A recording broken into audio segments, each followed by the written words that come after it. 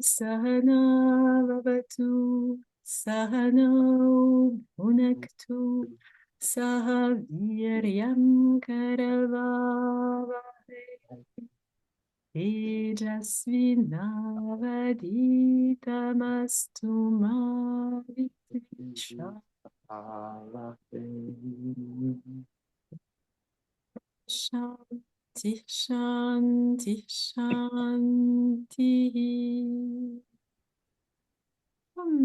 Après ces invocations pour la bonne entente entre l'élève et le professeur, la bonne entente dans tous les sens du terme, hein, pas seulement que nous nous entendions bien, c'est-à-dire que nous ayons de bonnes relations, mais également que la communication soit fluide entre nous de façon à ce que l'enseignement, la transmission se fasse de façon optimale. Donc après ces invocations tirées du Yajurveda, nous plongeons donc dans le thème de la soirée qui est le libre arbitre. Et pour commencer, j'aimerais donc qu'on plonge directement dans les Écritures avec un passage des Évangiles qui nous parle justement de cette question du péché.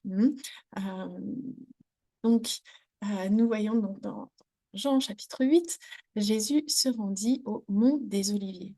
Mais dès le matin, il se rendit de nouveau dans le temple et tout le peuple vint à lui. Il s'assit et les enseignait. Donc, Jésus enseigne au peuple. Alors les scribes et les pharisiens amènent une femme surprise en adultère.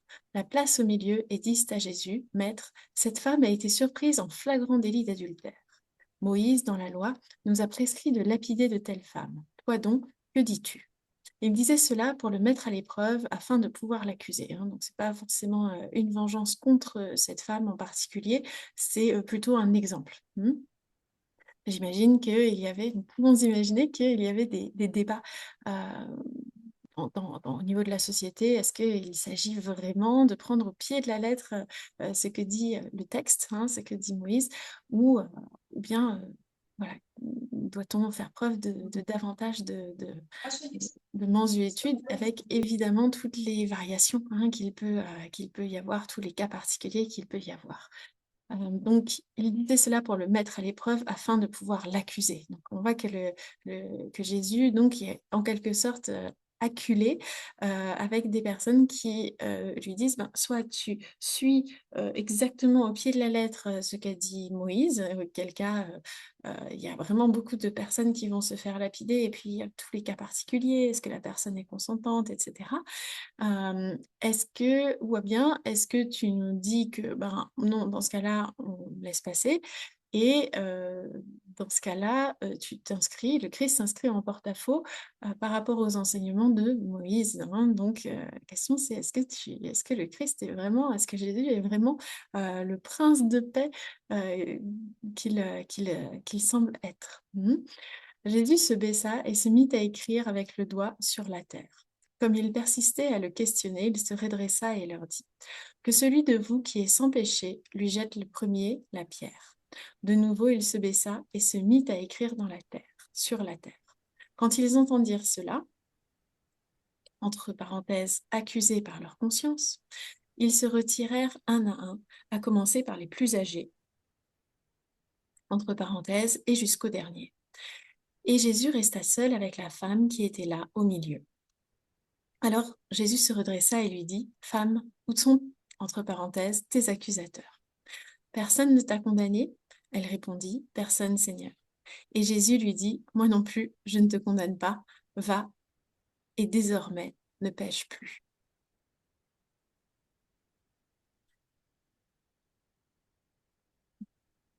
Donc cette métaphore, cette parabole est extrêmement connue.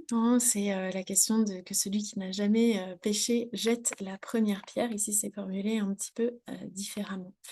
Et donc ce passage de la Bible est souvent invoqué pour dire que nul n'est parfaite, et que nous devrions donc nous abstenir de juger autrui de juger les fautes d'autrui, puisque nous ne sommes pas nous-mêmes parfaits, parfaites, et aussi, ce qui est sous-entendu, c'est que nous aimerions pouvoir bénéficier de la même clémence, de la même mansuétude. Mais ce qui nous intéresse aujourd'hui dans ce passage, c'est la question du péché. Hein. Et ce qu'on voit ici, c'est que de vous qui est sans péché lui jette la première pierre. Hein. Cette personne, cette femme, est considérée comme ayant péché, est considérée comme une pécheresse aux yeux de la loi, aux yeux des Écritures, enfin, de la communauté, hein, du Christ, aux yeux de l'Ancien Testament. Euh, mais pour autant, est-ce que cela signifie que les autres sont libres du péché? Et ce qu'illustre cette parabole, c'est qu'il n'y a aucune personne qui, de bonne foi, peut affirmer n'avoir jamais péché, même si éventuellement leurs péchés sont peut-être considérés éventuellement comme moins graves que l'adultère. Et ce qui est un peu étonnant aussi, c'est que le Christ dit que lui non plus, il ne la condamne pas. Or, le Christ, nous le savons, est considéré comme libre de tout péché. Donc, comment le Christ, qui est libre de tout péché, comment peut-il, même lui, dire à cette pécheresse, moi non plus, je ne te condamne pas? Est-ce qu'il rejoint les rangs des personnes qui ont quitté les lieux parce qu'elles ne pouvaient pas lui jeter la première pierre? Ou parce que ces personnes aussi avaient péché, ou bien est-ce que c'est quelque chose d'autre? Quel est le rapport du Christ au péché? Il lui dit, va et désormais ne pêche plus, c'est-à-dire ne recommence pas, mais peut-être aussi que ces mots ont une signification plus profonde. Qu'est-ce que vous pensez de ce passage? Est-ce que vous voulez déjà dire quelque chose à son sujet?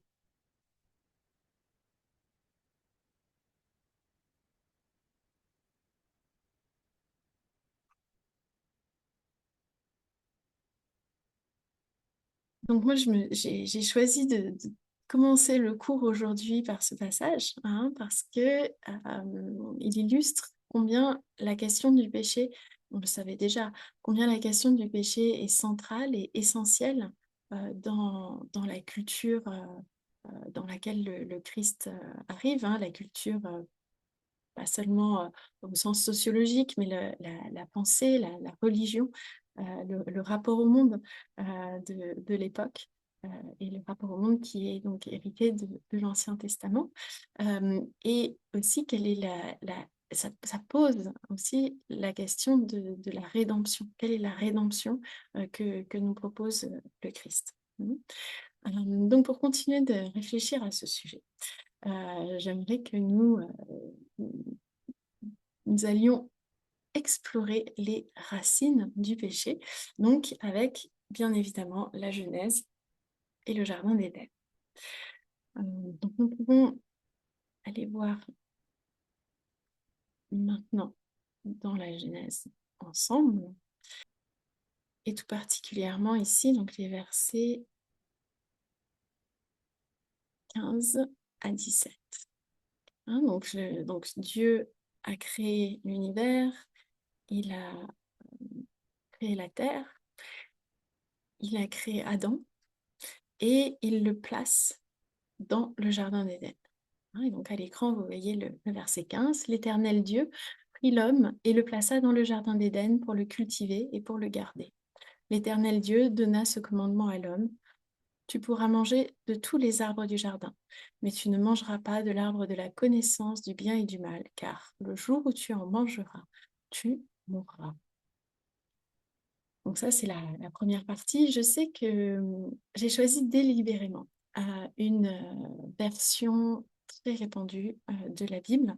Je sais que ces mots ont été analysés et traduits de nombreuses manières différentes, et que Si on va regarder les versions originales, ça peut déjà donner lieu à des interprétations différentes. Mais pour moi, l'objet de notre réflexion ici, c'est de voir comment nous pouvons trouver des échos entre la non-dualité et les textes bibliques auxquels nous avons accès, nous qui ne parlons pas l'hébreu, nous qui n'allons pas étudier nécessairement les évangiles apocryphes ou des textes, des analyses spécialisées ou ésotériques de la Bible, hein. Ce qui m'intéresse, c'est comment, à partir des textes auxquels nous avons accès facilement, nous pouvons réfléchir, porter un regard euh, différent sur ces textes avec lesquels nous avons grandi, avec lesquels nous nous sommes construits.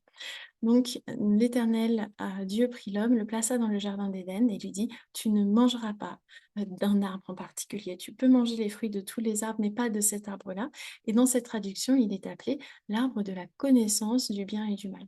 Et il est dit que le jour où tu en mangeras, on dirait une prédiction, hein, le jour où tu en mangeras, tu mourras. C'est ainsi que Dieu parle à, à l'homme. Et je vais aller jusqu'au verset 25, hein. Donc Dieu crée Ève et il est dit que l'homme et sa femme, donc Adam et Ève, étaient tous les deux nus et n'en avaient pas honte. Pourquoi est-ce que c'est si significatif? On va pas se perdre dans les suppositions. On va aller directement au chapitre 3 de la Genèse. Le serpent était le plus rusé de tous les animaux des champs que l'Éternel avait faits. Il dit à la femme, Dieu a-t-il réellement dit, vous ne mangerez pas de tous les arbres du jardin. La femme dit au serpent, nous mangeons du fruit des arbres du jardin. Mais quant au fruit de l'arbre qui est au milieu du jardin, Dieu a dit, vous n'en mangerez pas et vous n'y toucherez pas, sinon vous mourrez. Alors le serpent dit à la femme, vous ne mourrez pas du tout, mais Dieu sait que le jour où vous en mangerez, vos yeux s'ouvriront et que vous serez comme des dieux qui connaissent le bien et le mal. Et donc il reprend les mots de Dieu à Ève qui a dit, c'est l'arbre de la connaissance du bien et du mal. Tu ne mangeras pas de l'arbre de la connaissance du bien et du mal, euh, avec cette annonce, que le jour où tu en mangeras, tu mourras. La femme vit que l'arbre était bon à manger, agréable à la vue et propre à donner du discernement. Elle prit de son fruit et en mangea. Elle en donna aussi à son mari qui était avec elle, et il en mangea. Les yeux de tous deux s'ouvrirent. Ils prirent conscience du fait qu'ils étaient nus. Ils se firent des ceintures avec des feuilles de figuier cousues ensemble. Alors ils entendirent la voix de l'Éternel Dieu qui parcourait le jardin avec la brise du soir. L'homme et sa femme allèrent se cacher devant l'Éternel Dieu parmi les arbres du jardin. L'Éternel Dieu appela l'homme et lui dit, où es-tu? Il répondit, j'ai entendu ta voix dans le jardin et j'ai eu peur parce que je suis nu. Je me suis donc caché. L'Éternel Dieu dit, qui t'a appris que tu es nu? Est-ce que tu as mangé de l'arbre dont je t'avais défendu de manger? L'homme répondit, c'est la femme que tu as mise auprès de moi qui m'a donné de l'arbre et j'en ai mangé. L'Éternel Dieu dit à la femme, pourquoi as-tu fait cela? La femme répondit, le serpent m'a induite en erreur et j'en ai mangé. Donc, Adam et Ève reconnaissent leur faute. Mhm. Euh, on ne sait pas exactement ce qu'ils ont ressenti, si ce n'est la peur de Dieu. On peut imaginer que la peur de Dieu qu'ils ont eue était à cause de la culpabilité, du sentiment de culpabilité d'avoir désobéi à Dieu, mais peut-être que c'est quelque chose de différent. Peut-être que l'homme, dès ce moment, se met à se cacher de Dieu pour des raisons différentes. On va pouvoir y réfléchir. Et l'Éternel Dieu, bien sûr, se rend compte immédiatement. L'homme dit, c'est la femme, c'est à cause d'elle. Alors souvent, dans les descriptions, on a l'impression que Ève a donné de la pomme à Adam de façon euh, un peu dissimulée, que Adam ne savait pas ce qu'il consommait. C'est pas ce qu'il y a dans le texte. On a l'impression, il est dit que son mari qui était avec elle, elle prit du fruit et en mangea et elle en donna aussi à son mari qui était avec elle. Donc on a l'impression qu'Adam a quand même assisté à la scène. Et puis donc Adam reporte la faute sur la femme et la femme reporte la faute sur le serpent, ou quand même elle reconnaît sa responsabilité. Elle dit, j'ai été induite en erreur, j'ai fait une erreur. Et j'en ai mangé, et elle reconnaît qu'elle en a mangé quand même. Euh, comment est-ce qu'on peut réfléchir à ce passage? C'est un moment, je trouve, particulièrement douloureux quand on le lit.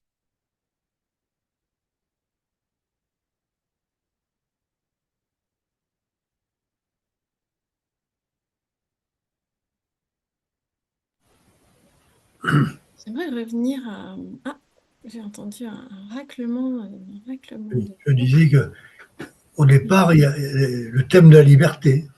Il les oui, laisse libres. qui est libre. Mais il laisse libres de goûter, de ne pas goûter. Ils ont de la liberté. Mhm. D'accord. Ils amusent mal, peut-être, mais ils ont de la liberté dès le départ. Ok, donc dès le départ, on voit que l'une des caractéristiques d'Adam et Ève, c'est qu'ils ont la liberté de désobéir à Dieu. Moi, je vois, il y a la notion d'ignorance au départ. Avant de consommer la pomme, on voit la naïveté d'Adam et Ève qui ne savent pas ce qu'ils font, et ils ne savent pas ce qu'ils vont découvrir. Il y a la curiosité derrière. Et en fait, on sent qu'il y a une prise de conscience à ce moment-là du bien et du mal. Donc, il y a aussi une idée de conscience qui vient, et à ce moment-là, une idée d'un choix réfléchi. S'ils doivent réfléchir à leur acte, ils ont le discernement désormais, et chaque acte qu'ils feront seront beaucoup plus, comment dire, Bon, plus de teintés de... poids. Oui, ils auront la connaissance, je dirais, le discernement, en tout cas. C'est-à-dire que à partir, si je reformule, en fait, il y a un basculement. Donc, tu observes ce basculement qu'il y a après la consommation du fruit défendu. Oui, Et est-ce que tu es en train de dire que du coup, leurs actes semblent porter à conséquence davantage après la consommation du fruit défendu, oui, il y a une notion là, à ce moment-là, de responsabilité. Il y a moins la naïveté à qui ce n'était moment-là. pas là auparavant? Voilà. Ok, très intéressant. C'est aussi des thèmes que j'ai relevés dans ce passage. Moi, il y a une chose qui m'interpelle quand même, c'est cette question d'arbre qui est l'arbre de la connaissance du bien et du mal. Vous vous souvenez, la semaine dernière, on a parlé du dharma et de l'adharma. On peut traduire dharma et adharma par le bien et le mal, hein. Donc, je retiens hein, vos deux contributions. On va pouvoir construire sur tout ça ensemble après.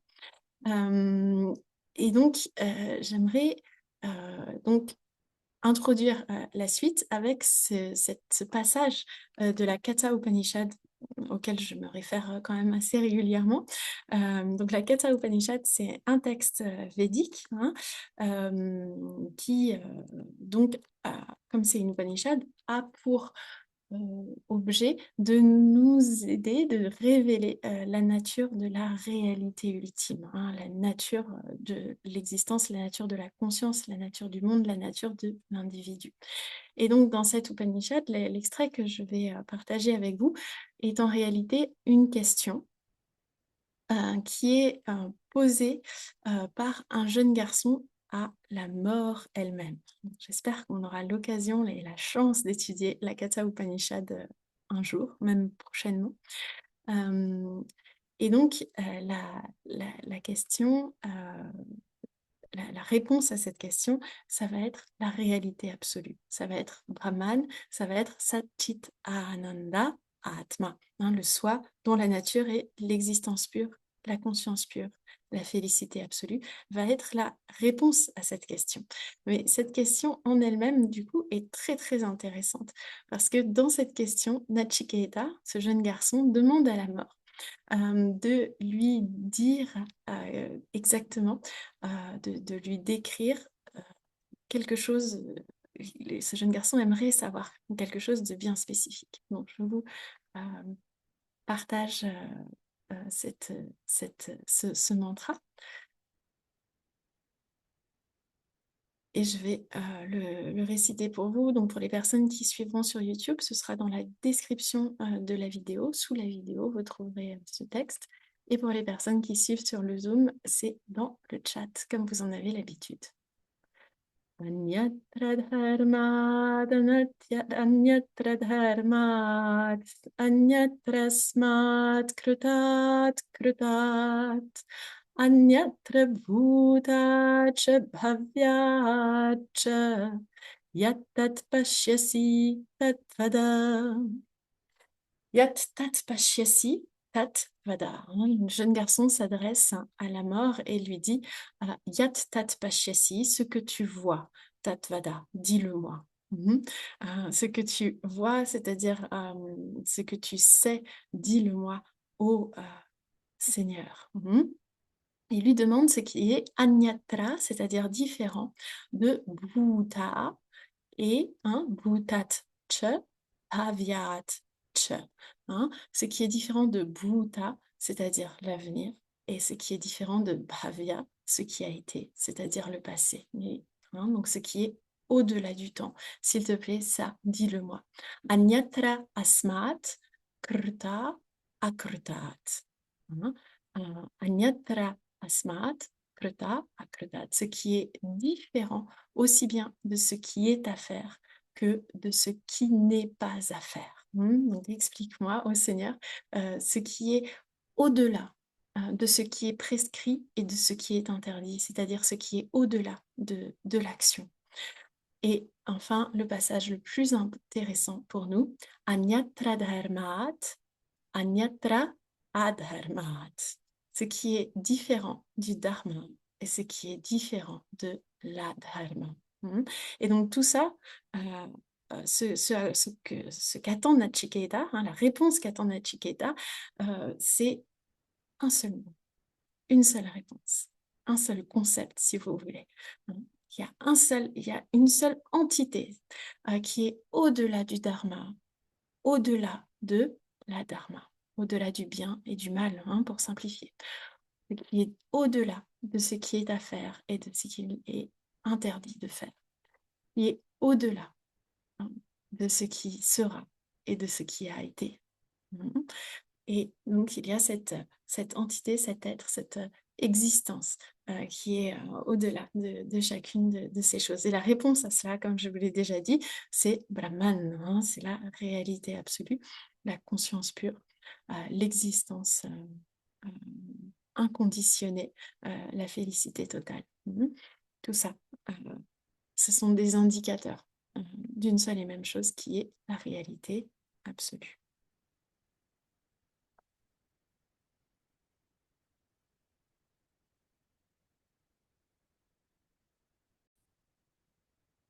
Donc, pour reprendre le lien avec la Genèse, on avait cette question de qu'est-ce que c'est que l'arbre de la connaissance du bien et du mal.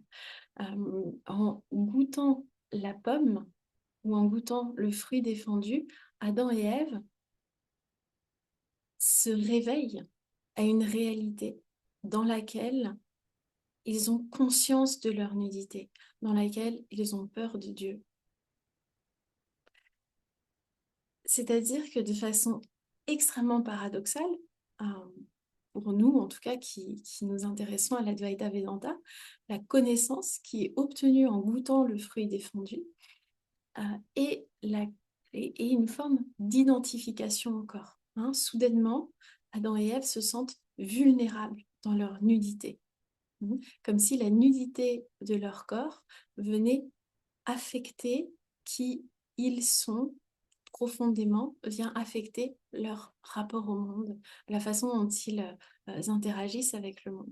Et soudainement, ils commencent à avoir peur. S'ils ont besoin de se couvrir, c'est pas juste qu'il y a tout d'un coup cette conscience de la nudité, cette pudeur, mais aussi qu'il y a la crainte que quelque chose puisse leur arriver, que ce soit le regard d'autrui ou quelque chose d'autre.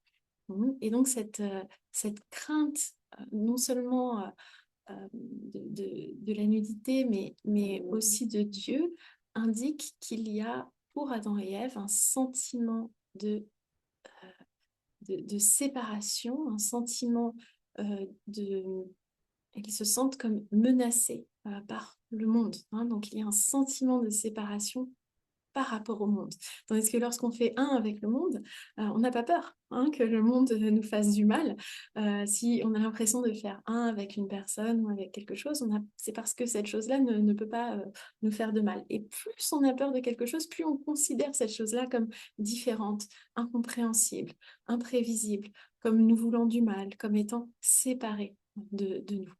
Et donc, le fait de goûter le fruit de la connaissance ouvre soudainement les yeux d'Adam et Ève à cette différence entre eux et leur environnement.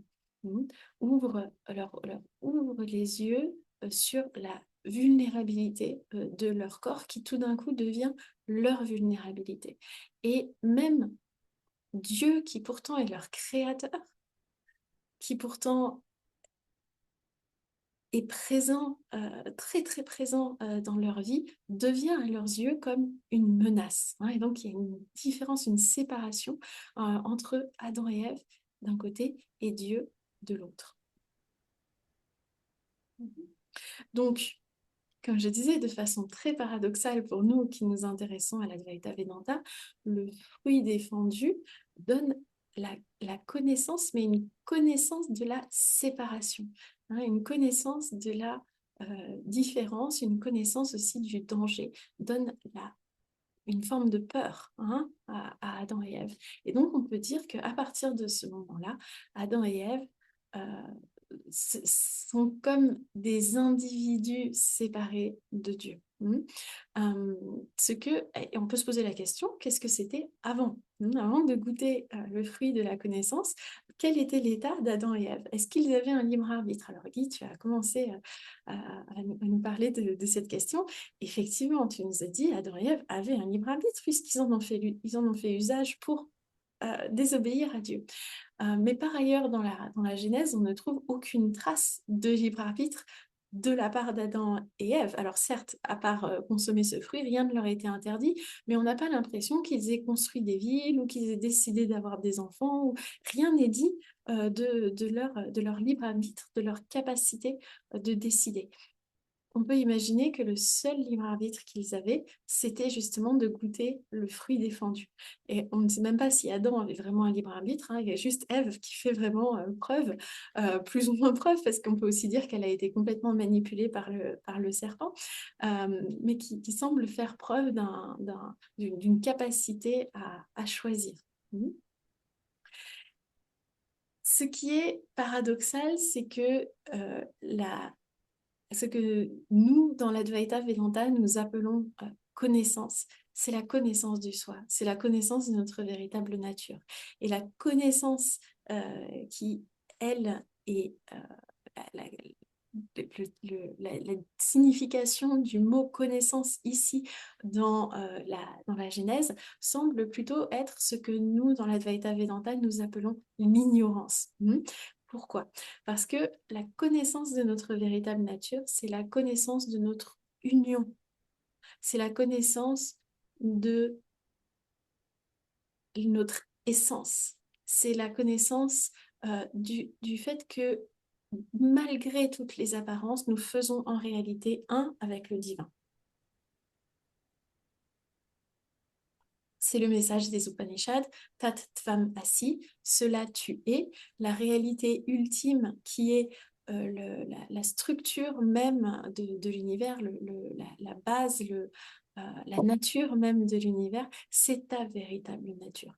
Et donc tout ce qui semble être différent de, euh, de, de, de, de, de cela n'est en fait qu'une illusion ou n'est en fait qu'un obstacle à, à, à, à la connaissance de ta véritable nature. Donc l'identification avec le corps ou la peur de notre environnement, de ce qui pourrait nous arriver, sont des symptômes de notre ignorance de notre véritable nature.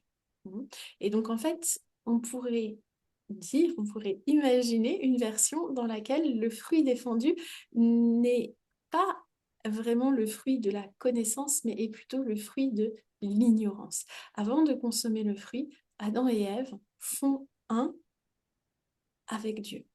Avant de consommer le fruit, il n'y a pas de séparation entre Adam et Ève et Dieu. Avant de consommer le fruit, il n'y a pas de souffrance pour l'humanité, il n'y a pas de mort pour l'humanité.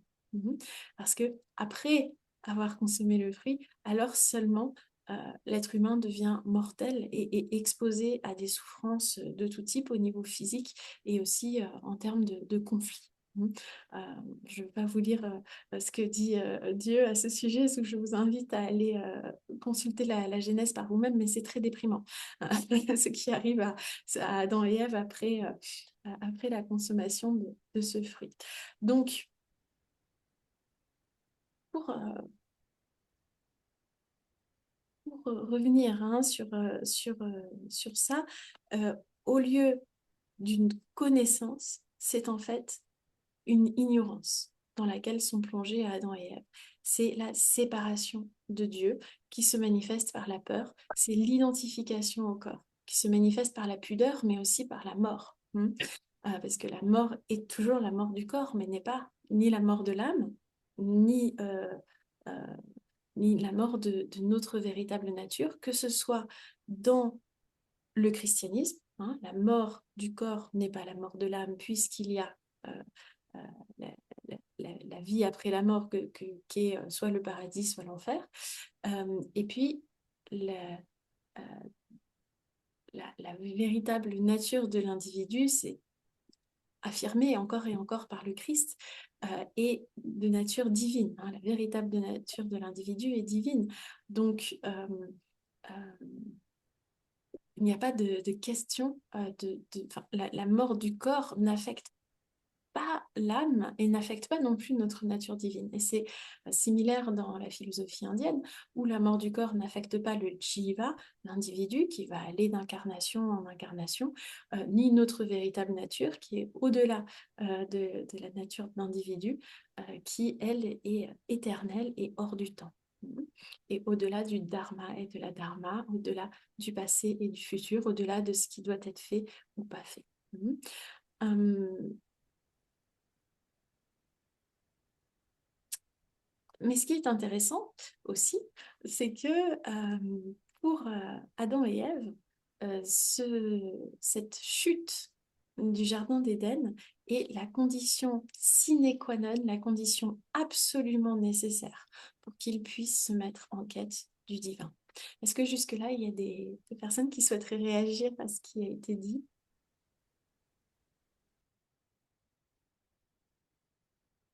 Donc on en vient à la question du libre arbitre, justement.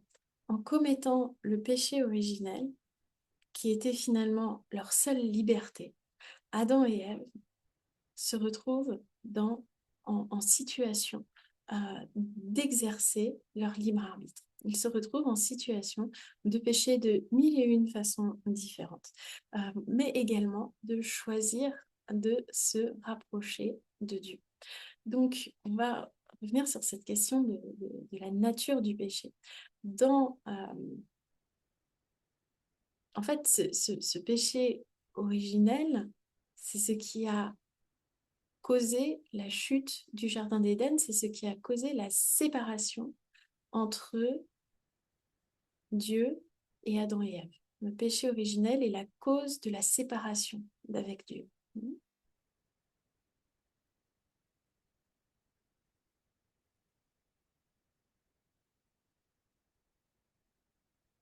Les animaux n'auraient pas vraiment pu commettre de péché. Les végétaux non plus. Il n'y a pas de question de libre arbitre réellement pour ces êtres.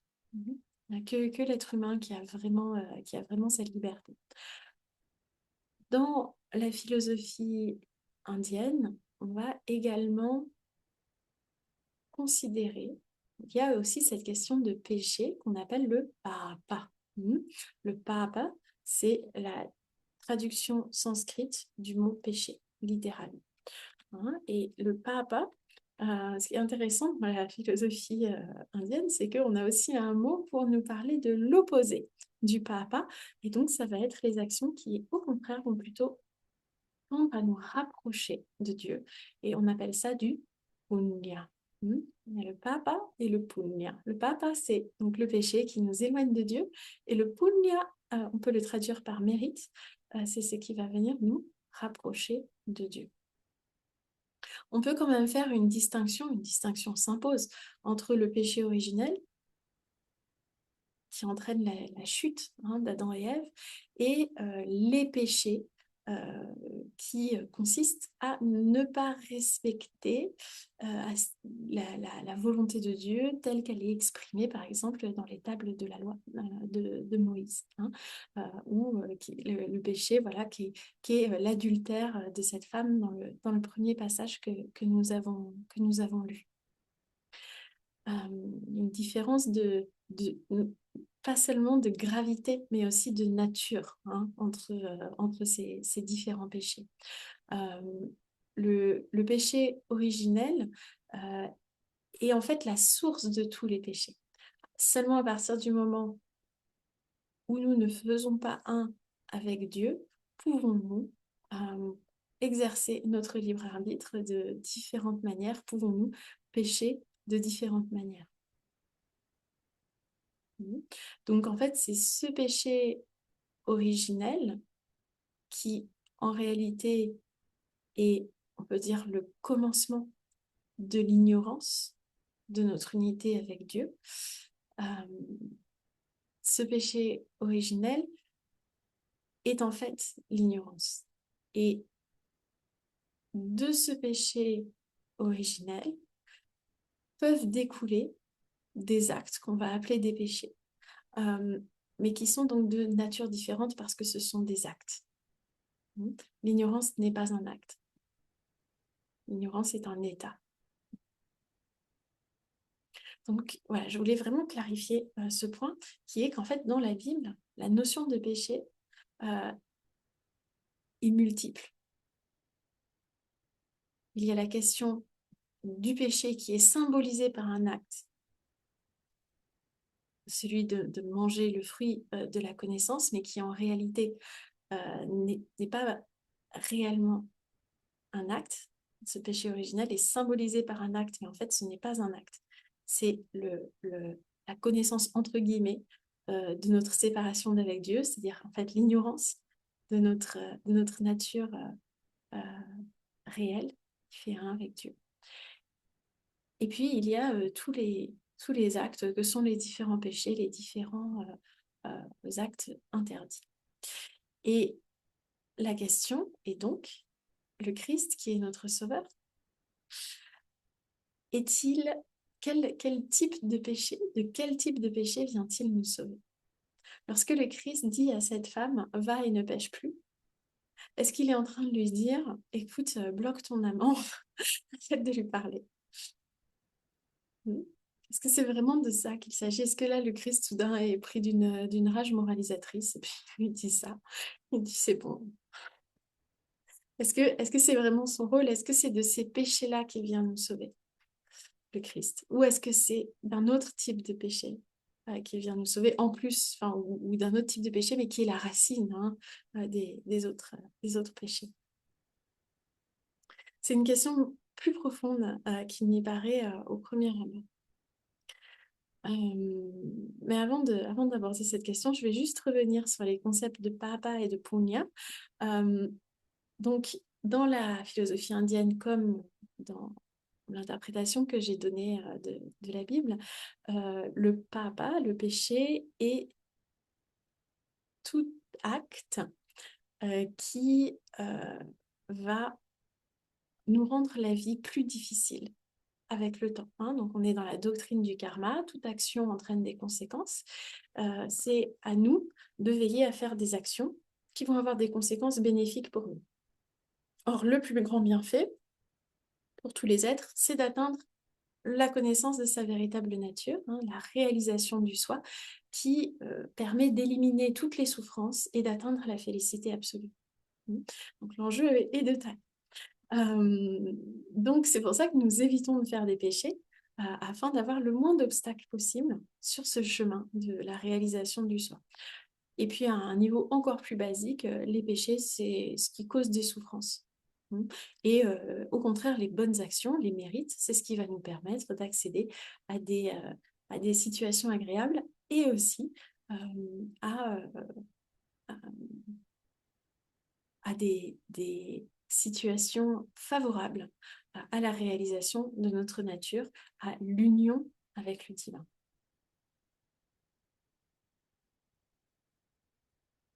Donc vous voyez que ces notions de péché et de mérite dans la philosophie indienne sont intrinsèquement liées, sont intimement liées avec la question de la réalisation du soi en fait.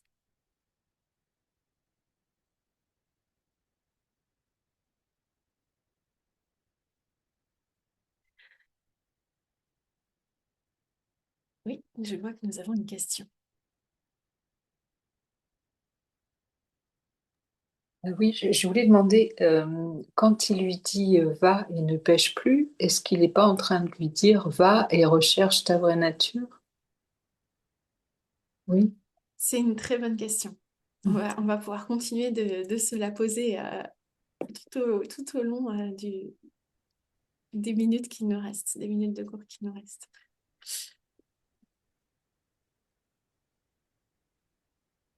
Si on dit ça, ça voudrait dire que le Christ enseigne la connaissance de notre véritable nature. Ce qui est une hypothèse très séduisante selon moi. Très pertinente et très cohérente aussi. Pour revenir au mantra de la Katha Upanishad, Nachiketa, le jeune garçon, demande à la mort de lui dire ce qui est au-delà du dharma et de la dharma, ce qui est au-delà du bien et du mal, qui est aussi au-delà du passé et de l'avenir, qui est aussi au-delà de ce qui est à faire et de ce qui n'est pas à faire.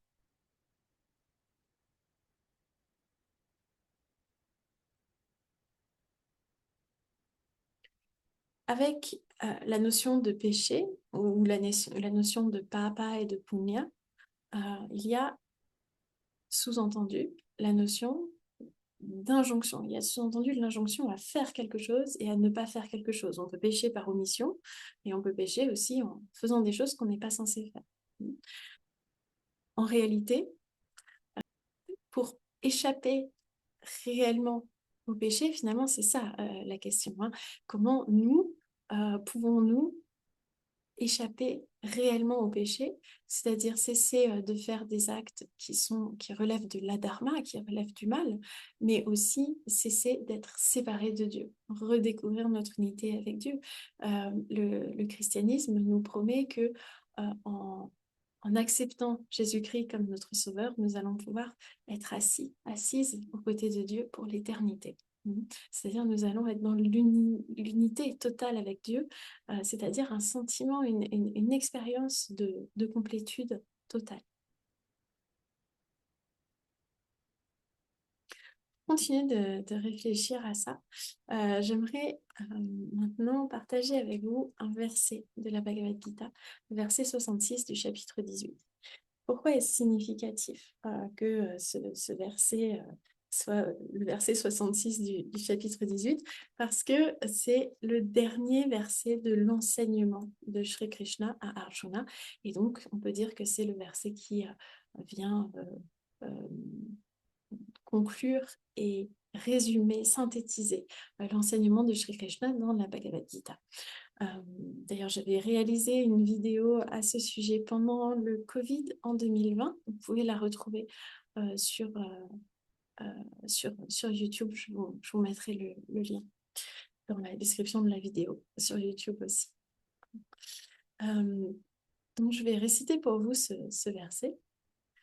Sarvadharman parityajya mamekam sharanam vraja aham tva sarva papebhyah mokshayishyami ma shuchaha.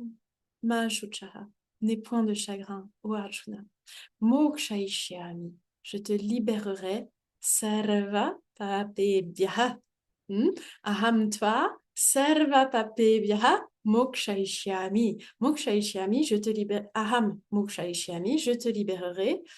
Toi, sarva papebhyah, de tous les péchés.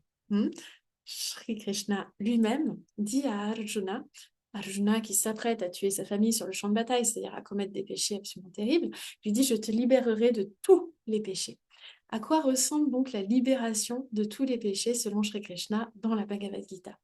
Eh bien, ça tient en une seule ligne. Sarvadharman parityajya mam ekam sharanam vraja. Sharanam vraja, prends refuge. Mam ekam, en moi seul. Prends refuge en moi seul. C'est-à-dire que Shri Krishna, comme le Christ, nous exhorte à prendre refuge en lui. Alors, est-ce que ça veut dire qu'on est dans un choc des traditions, un choc des religions? Quelque part, pas vraiment, parce qu'il n'y a pas de rivalité entre Shri Krishna et le Christ. Hein. Ça ne fait que quelques siècles même pas quelques siècles, qu'ils se côtoient sur nos étagères, dans nos bibliothèques. Hein. C'est des lieux et des espaces-temps extrêmement différents. Donc, on peut imaginer, ça semblerait cohérent de dire que ce sont les mots de Dieu, hein, de Dieu, c'est-à-dire un Dieu absolu, un Dieu éternel, un Dieu universel qui prononce ces mots, qui dit Mam ekam sharanam vraja, prends refuge en moi. Il ne dit pas juste prends refuge en moi, il dit aussi Sarvadharman parityajya, abandonne tout dharma, c'est-à-dire abandonne toute action. Ici, dharma, ça veut dire action.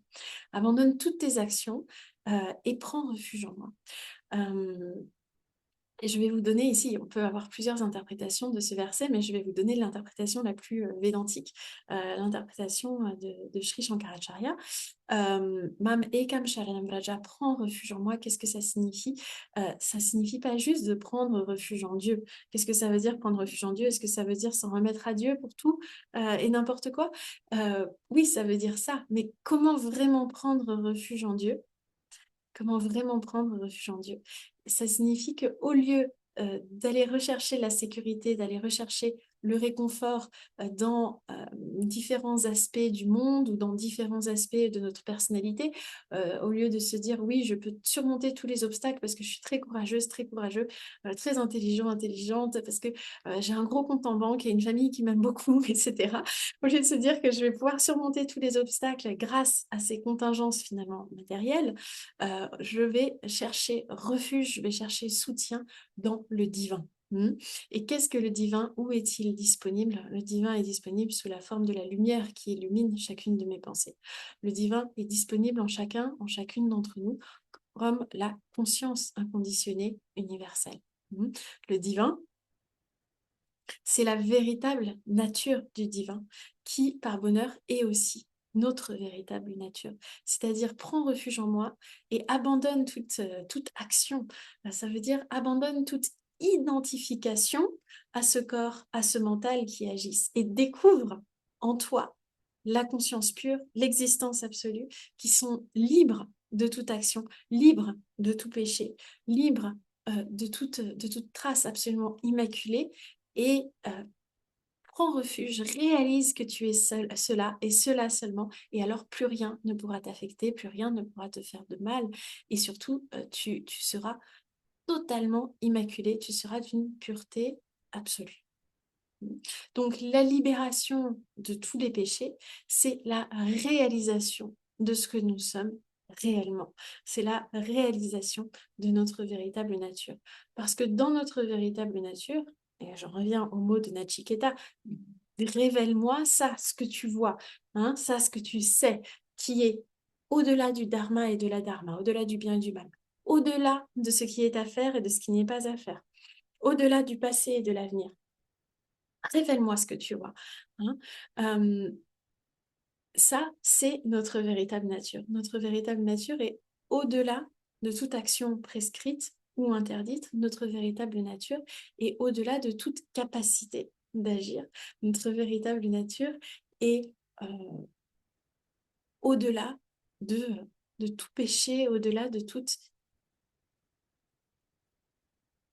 trace, de tout conflit, de toute souffrance aussi. Et donc, on en revient à ce que j'avais exprimé lors de notre première séance sur ce sujet, la toute première séance sur le dialogue entre les évangiles et la non-dualité, à savoir que lorsque le Christ nous dit « Je suis la vérité, le chemin et la vie », il parle certes de lui en tant que prophète, en tant que personne qui montre le chemin, mais le jeu qu'il emploie n'est pas le jeu d'identification à ce corps, à ce mental. C'est le jeu essentiel en chacun et chacune d'entre nous, à savoir la conscience qui illumine nos pensées, l'existence sur laquelle ce monde, ces expériences sont projetées. Et c'est en ce jeu que nous sommes appelés à prendre refuge pour être libérés du péché. Et donc, on en revient à ce que tu nous disais, Nathalie, à savoir que lorsque le Christ dit à la femme adultère de partir et de ne plus pécher, il l'invite effectivement à réaliser sa véritable nature. Et donc, on en revient aussi à cette notion donc de la rédemption. Si le Christ nous permet d'atteindre la rédemption, c'est à travers la connaissance de ce qu'il est vraiment, c'est-à-dire de ce que nous sommes vraiment. La rédemption n'est possible que pour celui ou celle qui réalise qu'il ou elle est au-delà du péché, ne peut jamais pécher en réalité parce que parce que nous ne pouvons pas en réalité agir. Nous sommes au-delà de l'action prescrite et interdite. Nous sommes au-delà de l'action. Nous ne pouvons qu'abandonner toutes les actions parce que les actions se situent au niveau du corps, au niveau du mental, que nous ne sommes pas, que nous ne pouvons pas être. C'est impossible. Et donc, pour surmonter les péchés que nous faisons en permanence, qui n'a jamais par mégarde tué un insecte, qui n'a jamais par mégarde blessé quelqu'un avec un mot mal placé ou une inflexion de voix maladroite. Donc nous péchons en permanence que nous le voulions ou non. Ce corps et ce mental pêchent encore et encore. Mais pour accéder, et donc pour accéder au pardon, au vrai pardon, nous devons réaliser ce que nous sommes réellement, qui est au-delà de l'action, qui est libre de toute action. Donc, pour échapper aux nombreux péchés que nous faisons en tant qu'êtres humains, nous devons surmonter le péché originel. Le péché originel de l'ignorance de notre nature divine. Le péché originel du sentiment, euh, de la fausse croyance, de la séparation entre nous et le divin, qui entraîne cette peur, qui entraîne cette insécurité.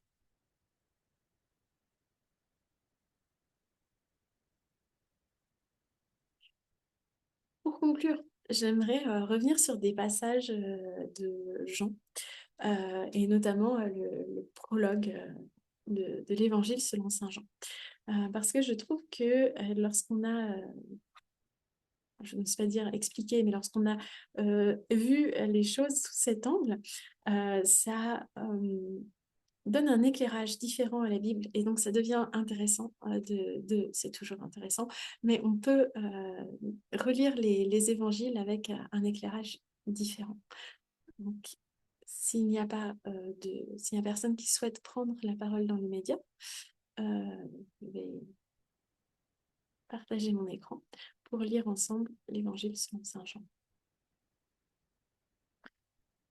Prologue de l'évangile selon Saint Jean. Au commencement était la parole, et la parole était avec Dieu, et la parole était Dieu. Elle était au commencement avec Dieu. Tout a été fait par elle, et rien de ce qui a été fait n'a été fait sans elle. En elle était la vie, et la vie était la lumière des hommes. La lumière brille dans les ténèbres, et les ténèbres ne l'ont pas accueillie. Donc, les ténèbres, c'est là où la lumière n'est pas accueillie. Mais pourtant, la lumière, par nature, illumine les ténèbres. et la lumière brille dans les ténèbres, il est dit. C'est-à-dire que la lumière est là, hein, il n'y a pas de ténèbres. Mais il y a quand même ce choix des ténèbres de ne pas accueillir la lumière. Pour moi, ça m'évoque, je pense que je parle un peu en énigme, mais ça m'évoque le choix d'Adam et Ève de ne pas accueillir leur unité avec Dieu, hein, et d'avoir peur de Dieu et de sentir la séparation d'avec Dieu alors qu'ils étaient comme avant en Dieu et qu'il n'y avait que Dieu, hein, même après qu'ils aient consommé le fruit interdit. Et ça nous donne l'espoir que le chemin inverse soit possible. À savoir qu'il soit possible de retrouver l'unité avec Dieu. Et c'est toute la question des évangiles, à mon sens. Est-ce que nous pouvons retrouver notre unité essentielle avec le divin? Il y eut un homme envoyé par Dieu, du nom de Jean. Il vint comme témoin pour rendre témoignage à la lumière, afin que tous croient par lui. Il n'était pas la lumière, mais il vint pour rendre témoignage à la lumière. C'était la véritable lumière qui, en venant dans le monde, éclaire tout homme. Elle était dans le monde, et le monde a été fait par elle, et le monde ne l'a pas connue. Le monde est fait par cette lumière, une lumière qui généralement signifie conscience. Le monde est fait par la conscience, mais le monde ne reconnaît pas la conscience, hein. Et on a vu que Shri Krishna, au chapitre 7, il me dit, mais quand même, c'est extraordinaire, parce que moi, je connais chacun, et personne ne me reconnaît. Moi, la réalité absolue, la conscience pure, je suis présent en chacun, chacune, mais personne ne me reconnaît, personne ne me connaît. Donc elle est venue chez les siens, et les siens ne l'ont pas reçue. Mais à tous ceux qui l'ont reçue, elle a donné le pouvoir de devenir enfants de Dieu, à ceux qui croient en son nom, et qui sont nés, non du sang, ni de la volonté de la chair, ni de la volonté de l'homme, mais de Dieu. Donc à tous ceux qui l'ont reçue, elle a donné le pouvoir de devenir enfants de Dieu. C'est-à-dire, si la lumière représente la connaissance du soi, la connaissance du soi nous permet de réaliser notre véritable nature, notre nature divine. Et qui sont nés non du sang, ni de la volonté de la chair, ni de la volonté de l'homme, hein. Donc il y a aussi un peu cette question aussi de ne pas euh, être né de quelque chose, ça veut dire reconnaître notre appartenance à quelque chose, hein. Et donc ici, il s'agit de ne pas considérer que notre appartenance est une appartenance à notre origine physique, biologique. Ni de la volonté de la chair, ni de la volonté de l'homme. Notre appartenance n'est pas non plus une appartenance au mental, à nos connaissances, à nos perceptions, à nos expériences, hein, mais ceux qui sont nés de Dieu. Notre appartenance réelle est à Dieu. Notre appartenance réelle est parfaite et à la perfection. La parole a été faite chair et elle a habité parmi nous. Donc cette connaissance peut s'incarner. C'est-à-dire qu'il est possible pour quelqu'un, pour un être incarné, d'avoir la connaissance de sa nature et aussi de la transmettre. Pleine de grâce et de vérité, hein. La parole a été faite chair et elle a habité parmi nous, pleine de grâce et de vérité. Et nous avons contemplé sa gloire, une gloire comme celle du Fils unique venu du Père. Jean lui a rendu témoignage et s'est écrié, c'est celui dont j'ai dit, celui qui vient après moi m'a précédé car il était avant moi. Hein, donc il y a cette notion de ce qui est au-delà du passé, au-delà de l'avenir, ce qui est au-delà du temps. Nous avons tous reçu de sa plénitude et grâce pour grâce, car la loi a été donnée par Moïse, la grâce et la vérité sont venues par Jésus-Christ. Personne n'a jamais vu Dieu, Dieu, le Fils unique, qui est dans le sein du Père, lui, l'a fait connaître. Donc c'est par cet enseignement que la connaissance de Dieu est possible et aussi qu'elle est accessible, hein, à chacun et à chacune.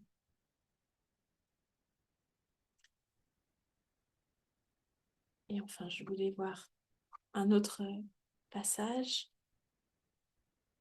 sur lequel nous conclurons. Donc, je reviens sur les passages les plus connus, hein, de la Bible.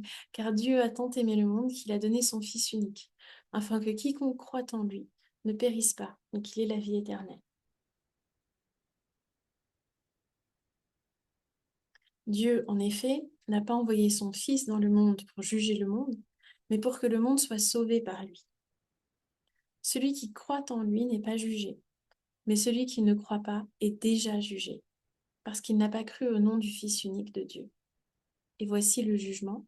La lumière est venue dans le monde, et les hommes ont aimé les ténèbres plus que la lumière, parce que leurs œuvres étaient mauvaises. Car quiconque fait le mal a de la haine pour la lumière et ne vient pas à la lumière de peur que ses œuvres ne soient réprouvées. Mais celui qui pratique la vérité vient à la lumière, afin qu'il soit manifeste que ses œuvres sont faites en Dieu. Là, on revient à cette question aussi du péché. Donc Dieu a tant aimé le monde qu'il a donné son Fils unique, afin que nous puissions avoir la vie éternelle. Donc c'est à travers cet enseignement que nous pouvons transcender la mort. Dieu, en effet, n'a pas envoyé son Fils pour juger le monde. Donc, on a vu ça avec la parabole de la femme adultère, où le Christ ne juge pas cette femme, mais au contraire veut qu'elle soit sauvée par lui. Avec cet enseignement qu'il faut qu'elle ne pêche plus, c'est-à-dire qu'elle ne s'identifie pas à l'action, qu'elle s'identifie à ce qu'elle est vraiment. Celui qui croit en lui n'est pas jugé, mais celui qui ne croit pas est déjà jugé. C'est-à-dire que lorsque nous réalisons notre nature au-delà de l'action, notre nature qui est une action parfaite, alors, quelles que soient les actions qui ont été commises, nous sommes sauvés de la mort. Tandis que lorsque nous nous identifions à nos actions, alors nous sommes déjà jugés, nous vivons déjà en enfer, puisque nous nous identifions à ce qui est mortel, à ce qui est plein de souffrance. Voici le jugement, la lumière est venue dans le monde, donc la possibilité de réaliser notre nature est présente, mais nous préférons les ténèbres. Et nous préférons les ténèbres, pourquoi? Parce que nous n'avons pas le punya karma, nous n'avons pas les mérites nécessaires, nous n'avons pas... euh, nous sommes trop engoncés dans nos actions, dans notre identification à l'action, et notamment parce que nous n'avons pas la pureté du mental indispensable pour recevoir l'enseignement. Cette pureté du mental qui s'acquiert donc en suivant notre dharma. Quiconque fait le mal a de la haine pour la lumière et ne vient pas à la lumière, de peur que ses œuvres ne soient réprouvées, mais celui qui pratique la vérité. Il ne s'agit même pas de faire une action ou une autre, mais de pratiquer la vérité, c'est-à-dire d'être dans une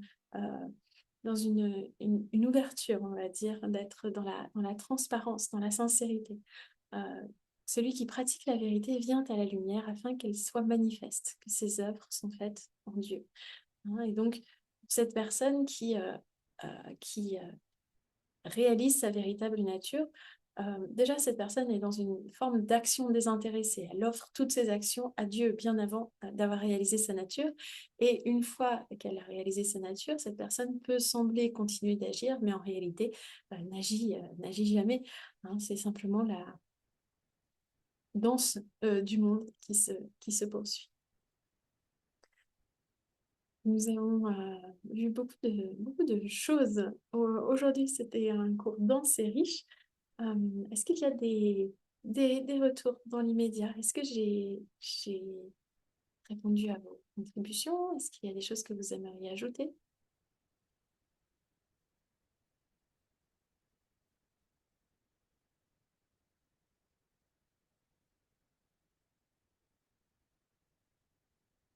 Eh bien, si ça vous convient, moi, je propose de passer à nos invocations finales.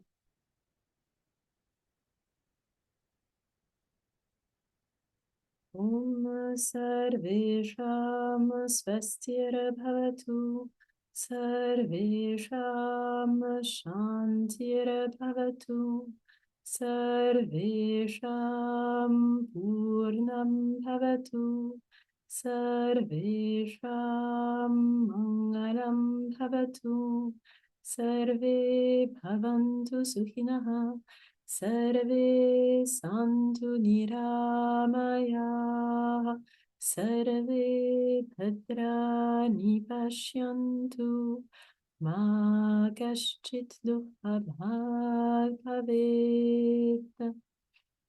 Om Purnamada Purnamidam Purnat Purnamudachyate Purnasya Purnamadaya Purnameva Vashishyate. Om Shanti Shanti Shanti.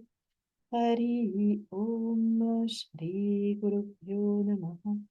Hari Om. Merci aux puits de lumière qui partagent leur enseignement avec nous et grâce auquel nous pourrons aujourd'hui réfléchir de cette façon à ces sujets. Je vous souhaite de très bonnes réflexions et une très bonne soirée. Merci Sophie. Au revoir tout le monde. Au revoir, bonne soirée.